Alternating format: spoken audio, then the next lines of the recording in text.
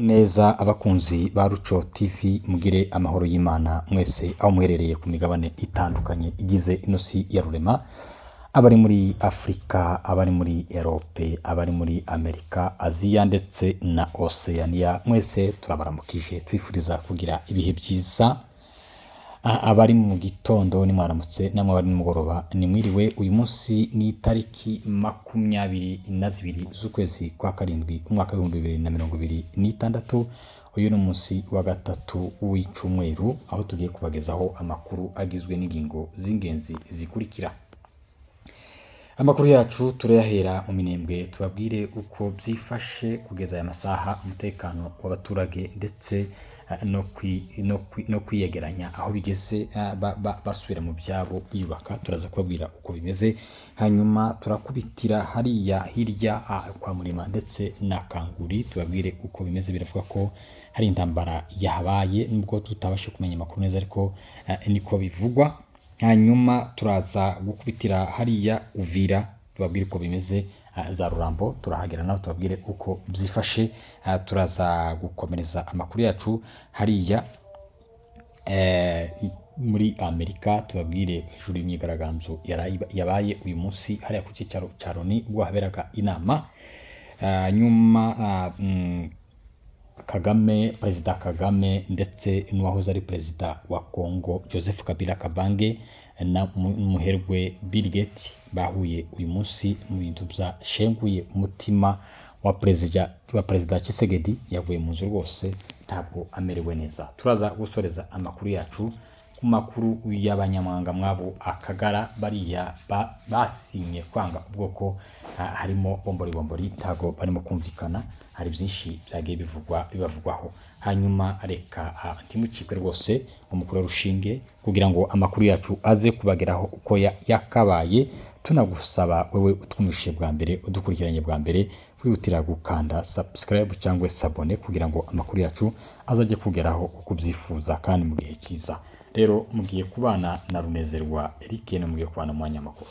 Reka amakuru yacu tuyahere hariya mu Minembwe, hariya muri kapitale ya Minembwe mu mujyana mukuru ubugize teritware ya Haut Plateau, niko yitwa teritware ya Haut Plateau. Nubwo hari abantu bamwe cyangwa bariya banzi b'amahoro babyita ukundi ngo ni teritware ngo ya Haut Plateau ndetse ngo na Mai Plateau, niko ukuntu bagiye bavuga barababembe bashaka kugira ngo bakomeze basongore ibintu babyite uko bitari, ariko ni teritware ya Haut Plateau de Minembwe niko yitwa, ntabwo ari Mwaye na ndetse na Haut Plateau. Rero mu Minembwe uyu munsi biriwe neza rwose, abaturage bakomeje gahunda zabo zo kwiyegeranya, basubira mu byabo, bahinga, basana amazu, bakora amasuku mu mazu yabo. Ibyo nibyo bibashishikaje cyane, nibyo bibaraje ishinga, nibyo barimo gukora uyu munsi. Umwanzi yarahunze, yasize asenye imihana myinshi cyane ya za Karingi, za Bidegu, za Rubemba, za Karongi, za Rundu ndetse na za Gakenke. Hafi ya zose iyo mihana yose umwanzi yasize ayisenye, ayishira hasi, yayisenyesheje indege ndetse n'intwaro zikomakomeye. Izindi bagiye bazibomora, ababembe bagiye bava iwabo bakaza bakabomora, bakatwara amabati, bagatwara ibikoresho byo mu mazu byagiye bisigara bakabitwara. Ibyo ni ibintu byagiye bikorwa n'umwanzi. Rero abanyamurenge bose ko barafatikanya gusana ndetse no kubaka izari zasenyutse zashize, bagiye bafashanya, bamwe basembera ku bandi kugira ngo barebe ko bubaka ndetse no gukora amasuku no guhinga. Nicyo kintu barimo gukora uyu munsi, ariko umutekano muri rusange wiriwe neza. Nubwo mu Minembwe uyu munsi hiriwe indege ya drone irimo kuzenguruka hariya mu Minembwe, mu kirere cya Minembwe yagaragaye indege ya drone hariya mu kirere cya Minembwe uyu munsi. Niko twababwiye ko umwanzi n'ubu nyine atashizwe, nubwo yashize imbaraga, nubwo yarushijwe imbaraga, ariko kagatima ko kwicana n'ubu kagatima ka jenoside baracyagafite kugeza n'aya masaha. Ntabwo bahebye, baracyafite inyota yo kwica abanyamurenge, yo kumena amaraso y'abanyamurenge hariya mu Minembwe ndetse no kubasenyera no kubangaza, kuko niyo gahunda ya Evariste Ndayishimiye ndetse na mugenzi we Felix Tshisekedi Chilombo, perezida wa Congo, perezida w'amateka, niwe perezida w'amateka ndango kuri iyi si ukoze amafuti menshi, niwe perezida ubayeho agasenya igihugu akakimara akagishira hasi akica n'abaturage. Manda ye yose yabaye iyo gupfa gusa, kandi ntiyapfuye Abanyamulenge gusa, n'abandi bose barapfuye, kuko intambara ntabwo izayica uruhande rumwe, izayica impande zose. Kuvuga ngo niba intambara iri mu Minembwe kugeza nibara kandi batuje kugeza n'amasaha, ntibigeze babona, ntibigeze bahwema, ntibigeze bagoheka, n'abari abasirikare ibihumbi n'ibihumbi bagiye babanyuraho bagira gute babica bazarendo. Ni ukuvuga ngo iriya Sud Kivu yose ndetse na Nord Kivu n'ahandi hose ntago bigeze batekana kuri izi manda z'uyu mugabo Felix Tshisekedi. Umugabo bagomba kwandika ibitabo kandi bakandika amateka mabi, nta mateka meza afite, ni amateka mabi gusa. Rero mu Minembwe ikigezweho n'ibyo ngibyo, ikindi ni ugutaha rwose. Intambara ntabwo yashira abantu batarataha, n'impamvu bakomeje gusuzugura ndetse no gukomeza kupita agatoki kandi nuko bazi ko mu Minembwe nta bantu bahari bakihatuye, hatuye abantu bakeya. Ariko abantu nibagira umutima wo gutaha bose, intambara izahita yirangiza, nta ntambara izongera kuba, nta ntambara izongera kuba. Abantu batashe, tugende twubake igihugu, tugende twubake kurira misozi, tugende tugiteze imbere, tugende tukora amajambere iwacu, kuko ubwenge twarabuhashe bwinshi cyane. Abanyamulenge bahashe ubwenge mu bihugu bagiye baturamo byose, bafite ubwenge buhagaje, bafite bagage ihagije yakubaka Minembwe ikaba nka paradiso. Ubwenge, amafaranga, ibintu byose birahari. Rero Abanyamulenge turabakangurira gutaha, bagataha mu gihugu, kuko igihugu gifite ubukehwa bwabo. Rero nuko byifashe mu Minembwe, niko bimeze. Hanyuma reka dukomereza amakuru yacu hariya Point Zero ndetse no kwa Murima na za Kanguri. Biravuga ko habaye intambara, imirwano, ndetse iyo mirwano yatumye muri biriya bice haba umutekano muke. Murabizi ko kubona amakuru bigoye, cyane cyane muri biriya bice biragoye, connection barazikase, ta connection zihari, kubona amakuru biragoye. Ariko biravuga ko intambara yabaye, ndi twomenya ngo yabaye amasaha n'aya ngaya, ariko yabaye, byatumye umwanzi ahunga asiga iriya mihana za Kanguri. Ubu nyine Amadou n'intare za Sarambwe nibo bayirimo,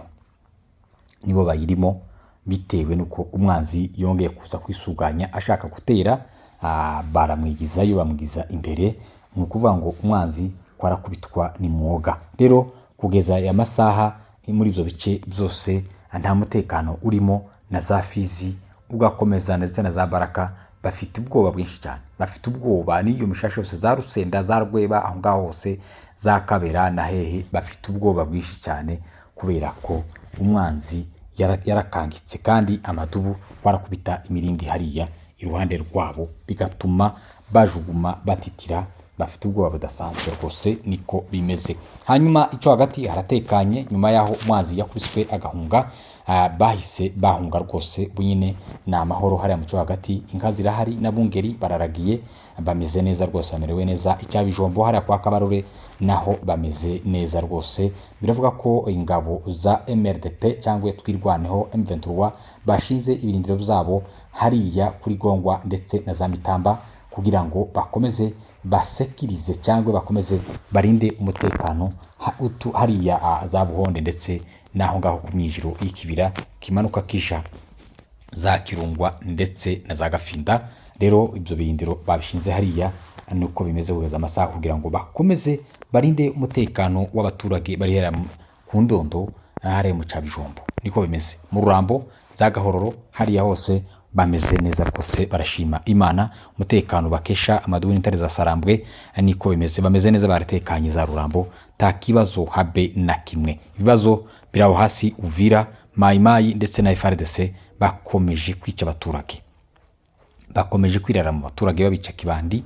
Umuturage wese babona hagafaranga no kumwica, uwabonye babonanye telefone, uwabonye moto, uwabonanye ikintu cya kindi kibuzura amaso, ta kindi ndahindi solution no kumwica, kugira ngo bigabize ibyo yari afite. Niko bimeze, nta mutekano hari kuva le 18 janvier 2006, nta mutekano urongera kurangwa hariya mu mujyi wa Uvira ndetse naho za Plaine hose, aho intare za Sarambwe zagiye ziva n'Amadubu, nta mutekano. Bariya Bazarendo ndetse na Mayimayi basigaye baryana ndetse bakica n'abaturage babaziza ubusa cyangwa babahora utwabo. Rero kugeza aya masaha nuko bimeze rwose, nta mutekano uri muri bya bice habe na muke. I Bukavu ndetse na Goma naho hameze neza rwose, gusa haravugwa ikibazo cy'abazalendo ndetse cyangwa mayimayi, bareba mayimayi ndetse n'abandi bose bakorana ko hari fibre optique ya masinga ahambye mu kuzimu azana network hariya za Goma ndetse na za Bukavu. Biravuga ko bamayimayi bayacukuye barayaca iyo hirya aho mbese mu nzira yayo iyo mu mashamba bakorera cyangwa barinze iyo barimo gukorera ayo mabi yabo. Biravuga ko bafashe izo nsinga bakazica ku rwego kugira ngo ibice byose AFC M23 bayoboye bibashe kubura network cyangwa amarezo. Ariko ibyo byose ukikoza ubusa rwose, nta kindi kintu cyari kigoye nko gukura ziriya ngabo zose Goma ndetse ni Bukavu. Rero guca amashanyarazi cyangwa guca izo fibre optique zizana network cyangwa rezo, ibyo ngibyo ni akabazo koroshe cyane. Mu minembwe bamaze imyaka n'imyaka badafite network, ariko barahari kugeza n'aya masaha kandi turababona baraganira, baraza tukamenya n'ikibazo bagize. Rero ibyo byose no kwikoza ubusa, gutsindwa ko baratsinzwe, nta kindi kintu bagishoboye, nta nico gukora kugira ngo bagaruke mu mujyi wa Goma cyangwa mu mujyi wa Bukavu, kuko amadubu n'intare za Sarambwe bafite ubushobozi ndetse n'inararibonye byo kubasha gukumira umwanzi mu buryo bwose. Gisegeti yagize gutya afunga amabanki, agira gute ibintu byose, ariko babayeho kandi amabanki arahari kandi arakora, kandi abaturage bari Goma bari Bukavu bameze neza. Urana babona ukabona barakeye, ukabona ukabona barishimye, ari igikorwa bakora cya leta bakagikora n'ibyishimo, nta kwitotomba nta kugira gute, kuko bafite umutekano wose, baraye nta masasu bumva, nta kintu na kimwe batokora. Rero ku umutekano bakesha amadubu n'intare za Sarambwe, niyo mpamvu mubabona bishimye. Nubwo amafaranga yabura, amafaranga niyo yabura, ariko ubabona bishimye. Rero ibyo byose barimo gukora no kwikoza ubusa n'ibindi byose barabikoze, ariko n'ubu nyine Goma haratuwe ndetse Bukavu haratuwe, na Minembwe iratuwe kugeza n'aya masaha. Ngaye nguko uko bimeze rwose. Reka dukomereze hariya muri Leta Zunze Ubumwe za Amerika. Muri Leta Zunze Ubumwe za Amerika ahabereye imyigaragambyo uyu munsi i Washington. Imyigaragambyo yakozwe n'abanyamurenge batuye hariya muri Amerika ndetse n'inshuti zabo zumva akarengane kabo, zumva ko barimo kwicwa bazira ubusa. Hari habereye inama ya UN.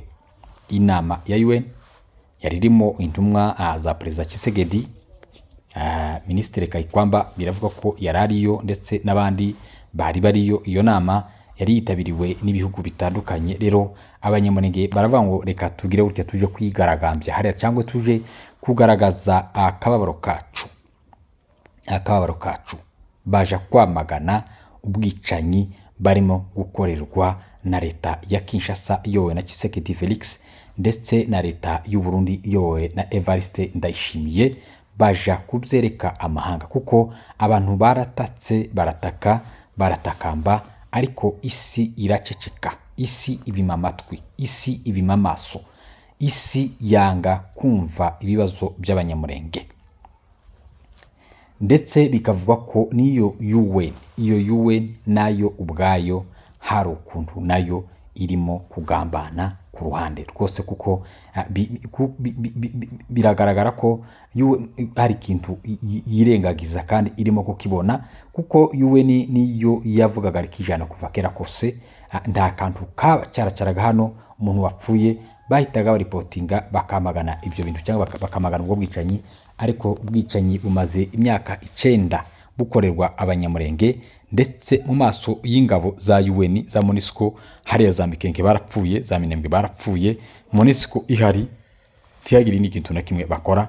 Rero iyi bigaragaza ko MONUSCO cyangwa UN yagambaniye abanyamurenge. Rero niyo nabo ntago tugomba gucika intege, tugomba gukora uburyo bwose bushoboka, igishoboka cyose tukagikora, bakanga kumva, ariko twakoze. Rero turashimira abanyamurenge rwose bitanze bagata ibyabo, bagata akazi, bagata ibyari bafite inyungu z'imibiri yabo cyangwa iz'ingo zabo, bakagenda bakaja kwerekana ikibazo cyangwa akarengane abanyamurenge bafite hariya mu Minembwe, barimo kuraswa na drone, barimo kuraswa umunsi ku wundi.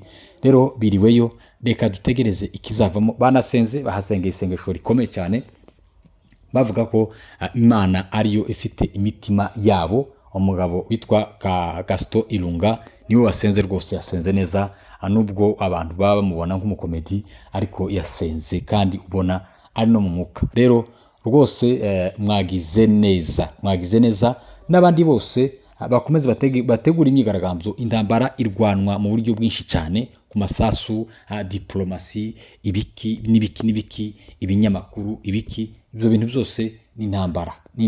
Umuntu wese afagire uruhare mu kurwanira ino ntambara, kuko irareba umunyamurenge wese ndetse n'abatutsi bose muri rusange. Rero bariya abantu bahariye Washington bakoze uruhare rwabo, ruriya ni rwo ruhare rwabo, n'abandi bose bafite uko bavuge bandike, kugira ngo turebe ko iyi nkota yaduhagurukiye yasubira mu rwubati, abanyamurenge bagatuza, bagatekana. Andi makuru nuko hagaragaye amafoto ya Perezida Paul Kagame ndetse n'uwahoze ari Perezida Kabila Joseph Kabange wa Congo, n'umuherwe w'umunyamerika Bill Gates, bagaragaye ku mafoto bari kumwe. Ibintu byateye isereri ikomeye cyane. Umuyobozi w'igihugu cya Congo Tshisekedi biravuga ko yagiye muri koma. Kubona Perezida Kagame ari kumwe n'uwahoze ari Perezida w'igihugu cya Congo Kabange Joseph ndetse n'uriya muherwe, nta kindi yatekereje ko arimo kugambanirwa. Burya bazaca umugani ngo ubu babona n'uhagaze, cyangwa umunyamakosa azahora yikeka amabinga. Gisegeti arimo kwikeka amabinga. Kubona Kabila ahantu hari hose agacika ururondogoro, akavugishwa, yabona Perezida Kagame ho akavuga ibindi bintu bitabaho. Rero kwabonana na Bill Gates kera imyobo yatangiye kwicukura. Rero ni igikorwa cyiza rwose cyo guca intege umwanzi, cyo guca intege buriya bwicanyi Tshisekedi yahagurukiye bwo kwica abatutsi. Ibyo bibaye kandi ejo bundi Perezida Kagame ari amagambo yavuze, avuga ko yicaranye n'abantu bakomeye, ababwira ikibazo cy'abanyamurenge, baramubwira ngo mind your business. Nka bambwiye ngo shut up ni ukumubwira ngo funga. Nawe yaravuze ngo nzaceceka uko napfuye, nzavuga kugeza mpfuye, ntago nzoceceka ngo abatutsi bene wacu bapfe. Rero yaravuze ngo nta handi hantu uretse jenoside yabaye mu Rwanda, abanyarwanda bose niko baravuze ngo nta handi hantu bashobora kuba jenoside bahari barebera. Igihugu icyo ari cyo cyose bazatera, bavogere, bayihagarike kuko bahagaritse mu Rwanda. Rero ibyo byose ni ibintu Gisegeti agenda ahuza, bigatuma akomeza kudagadwa ndetse no gucika intege cyane. Rero reka tumutangarize ko ibikorwa byiwe ari bibi, kandi abantu bose babibona, kandi isi yose itanga abanyamurenge, isi yose ntiyanga abatutsi nk'urwangabanga, isi yose sabicanyi nkawe. Rero nazaza abona abaperezida bahuye, aza atuze, kuko nta kindi kirimo gukorwa no kurwanya ingoma mbi yiwe. Igomba kuvaho vuruwarupa, abishake abikenere azavaho, kandi niyo manda tazayiyobora ya gatatu, tazitoza. Imanda ze zararangiye, amuhula wake umesha, agomba kugenda agasigira abandi bakayobora bagakiza igihugu, kuko yaracangije cyane. Andi makuru twababwiye tubagezaho na makuru y'Akagara. Akagara bunyine ntago bimeze neza mu Kagara ntago bimeze neza pe kandi cyane kuri Kongolo Jacques Bigirimana, umugabo wariye amafaranga kugira ngo agambanire ubwoko bw'abanyamurenge, umugabo ugihahiranda, umugabo kera tukira abana tubita ngo ni ibisuma, ni igisuma, ariko mu zindi ndimi gisuma n'umwibsi, mu Kirundi n'umusuma. rero Kongolo yabaye igihahiranda nyamwishakira indamu afite amazina menshi. Murabizi ko Kongolo kuva kera kose ni wavugiraga ubwoko bw'abanyamurenge, hariho n'inyandiko ziwe avuga cyane yandika yamagana ubwicanyi leta ya Kinshasa irimo gukorera abatutsi cyane abanyamurenge. Uyu munsi hasirikiye ifoto y'umugabo bita Ntayoberwa waguye hariya Kalima bamutwika bakamurya. Kongolo yaranditse yamagana kandi si kera, ariko wareba ubu nyine kandi ibintu arimo kwandika wibira ko wenda afite nk'indimi nka zitatu mu kanwa kiwe, ariko namwe ni faranga yariye rwose. Nta kindi tugomba gushakira impamvu kure yariye amafaranga. Uwo Kongolo mu minsi yashize yaritapanze, arivuga, aritaka, avuga ibintu byinshi cyane, yivuga imyato, avuga ko ari we wa mbere ari gufata iya mbere, ari we uba iyo muri presidence, avuga ko akorana na Kisegeti hafi na hafi umunsi ku wundi. Ibintu byinshi birya abantu benshi cyane. Abo bita ba Kalonji baramwataka rwose, baramuvuga, baramudekriva,